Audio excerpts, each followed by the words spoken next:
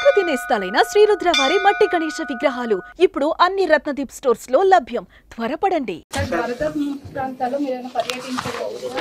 అంటే ఇది ముందు రోజే అనుకున్నాను. యాక్చువల్గా ఇది మా దృష్టికి ఏంటంటే ముందు 1వ తారీఖు అనుకున్నప్పుడు అందరూ ఏమన్నారంటే మీరు వస్తే ఇది మాకు ఈ రిలీఫ్ ఆపరేషన్స్కి ఇబ్బంది అయిపోద్ది, మాకు దయచేసి మీరు ఈ రిలీఫ్ ఆపరేషన్ మీరు అడ్డం అయిపోతారని చెప్పేసి వారి సూచన మేరకు నేను ఆగిపోవాల్సి వచ్చింది. ఇప్పుడు కూడా ఒకసారి వాళ్ళ నిర్ణయం తీసుకొని వాళ్ళు టేక్ కాల్ వెళ్తే అది సహాయపడాలి, కానీ మళ్ళీ ఇంకొక కేయాటిక్ మీకు తెలుసు. అందుకని దాన్ని దృష్టిలో పెట్టుకుని కొంచెం తటపాయిస్తున్నాను.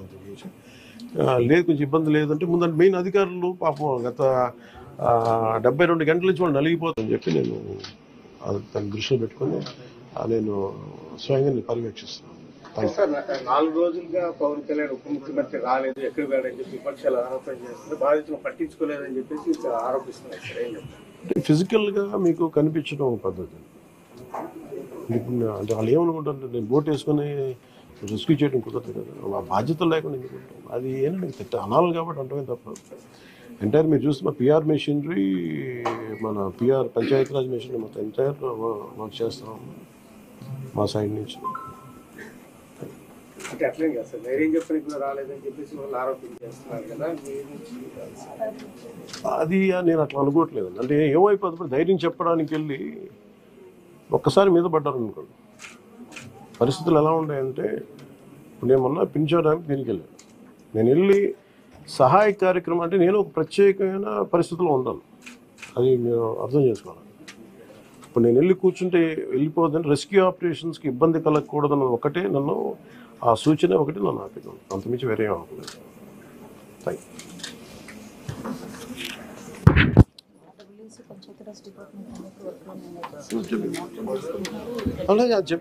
నిన్నే చెప్పాను. అంటే పంచాయతీరాజ్ కానీ, రూరల్ వాటర్ సప్లై కానీ, ఇంజనీరింగ్ డిపార్ట్మెంట్ కానీ ఇవి కన్సిస్టెంట్గా పనిచేస్తున్నాయి in tandem with rescue operations. So దాన్ని కూడా మీరు దృష్టిలో పెట్టాలి. హైదరాబాద్ తరహాలో ఇక్కడ చెరువులు అవన్నీ కబ్జాలు అవుతున్నాయి కదా, వాటి విషయంగా ఏమైనా మీ గవర్నమెంట్ దృష్టి పెడుతుంది? ఇప్పుడు ఇది సక్సెసివ్గా ఇప్పుడు మనం అంటే దీంట్లో ఒక ఇది ప్రతి ప్రభుత్వం తీసుకోవాల్సిన బాధ్యత ఇది. ఇప్పుడు దీంట్లో ఆల్రెడీ చెరువుల్లో కొంచెం నాలాల్లో కట్టేసినవి ఉంటాయి. అసలు ముందస్తుగా వ్యవస్థలు కనుక చాలా బలంగా పనిచేస్తుందంటే పర్మిషన్స్ లేకుండా ఎప్పటికప్పుడు అది ఒక విచిత్రమైన పరిస్థితుల్లో అందరం వదిలేస్తాం, నీళ్ళు రావట్లేదని. ఎఫ్టీఎల్లో మన హైదరాబాద్లో కూడా చూస్తున్నాం కదా, ఫుల్ ట్యాంక్ లెవెల్లో ఉన్న చోట్ల రావులని చెప్పి లాస్ట్ 20 yearsలో రాలేదని చెప్పి ఇల్లు కట్టేశారు.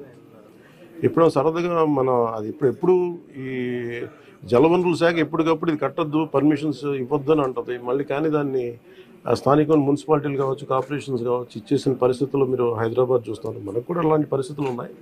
ఇది సక్సెసివ్గా జరుగుతూ ఉండింది. దీన్ని ఎట్లా అడ్రస్ చేయాలనేది ఇది ఒక సోషల్ ఇష్యూ కూడా అవుతుంది. సో దీన్ని ఎలా చేయాలి, కొంత ఎడ్యుకేట్ చేసి కొంత అవగాహన తీసుకొచ్చి ఒక ప్రత్యామ్నాయం కల్పించి దీన్ని ఖచ్చితంగా అడ్రస్ చేయాలి భవిష్యత్తు. సుమన్ టీవీలో మీ పర్సనల్ అండ్ బిజినెస్ ప్రమోషన్స్ కోసం కింది నెంబర్కి కాంటాక్ట్ చేయండి.